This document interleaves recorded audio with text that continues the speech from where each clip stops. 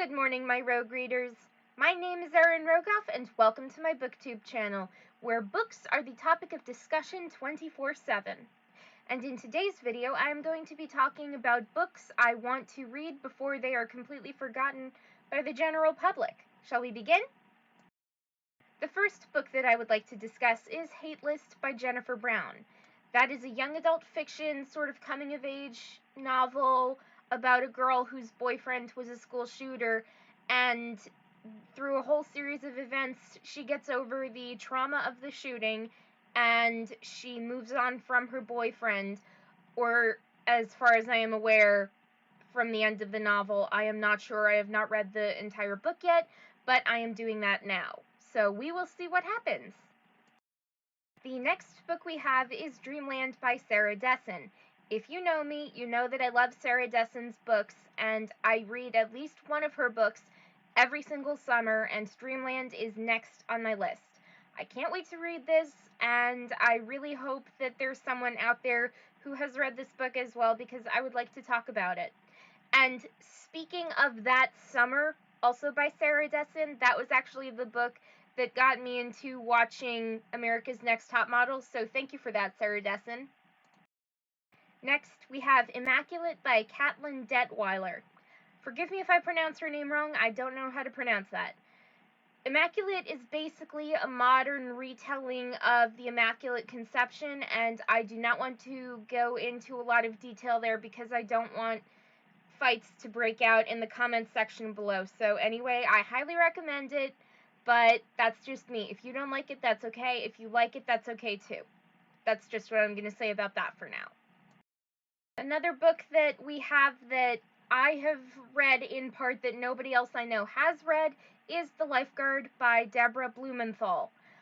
It starts out with a girl who goes to live with her aunt for the summer after her parents split up.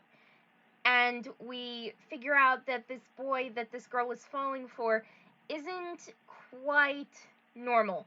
Not like bipolar disorder like what I have, but just different as in he might be something a little bit more supernatural than we might originally think. I did not finish the book. It is still on my unfinished reading list, so I need to figure out what happens next by reading the book.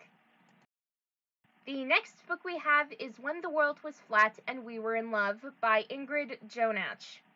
I absolutely am fascinated with this book, but it still takes me a while to get into because I need to be in the mood to read a romance novel, and then it just goes on from there on how I want to get into it, but I also can't really, so it's sort of hard to explain. But if the book is worth reading and you have read it, please let me know in the comments below, and yes, I will be saying that a lot.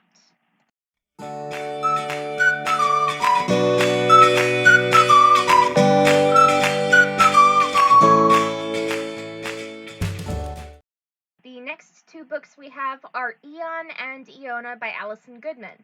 I did judge the book by the cover when I bought the books, but they looked absolutely so fascinating that I had to buy them, and that was at the point where I was watching the Kung Fu Panda movies, so I was really into that, but I just never got around to reading the books.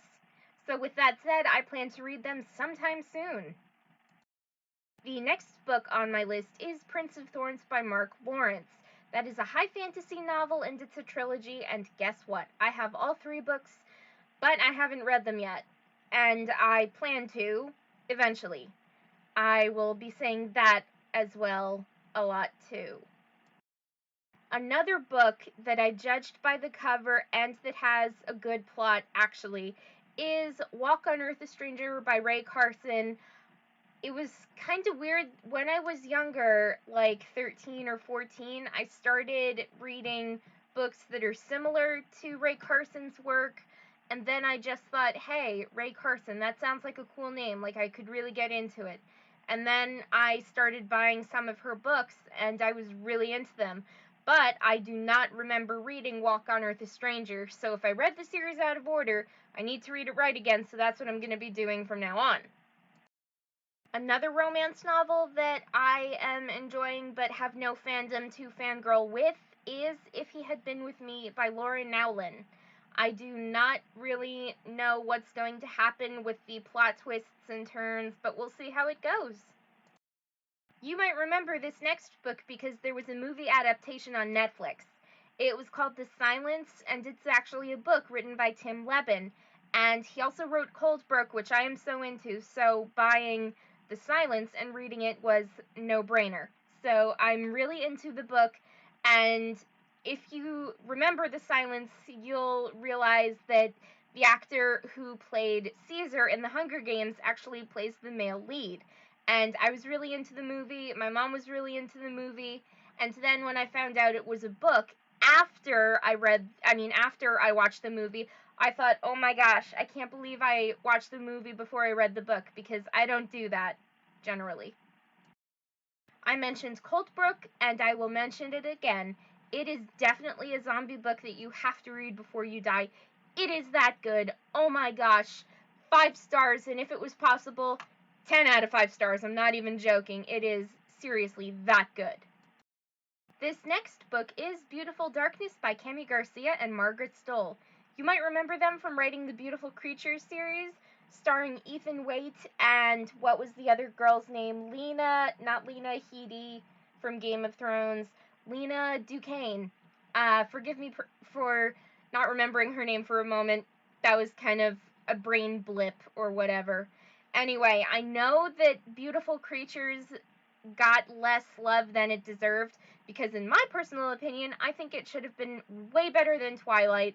It had a better plot, it had more characters with emotion, Kristen Stewart, and it was just an all-around great book. And I was amazed when I was reading about the writing process of Beautiful Creatures and Beautiful Darkness and Beautiful Chaos and Beautiful Redemption, because the first book, it's like 600 pages. Kami Garcia and Margaret Stoll, they wrote it in like 3 months. The last time I read like not a would you rather thing. The last time I read an article about their book, it was amazing.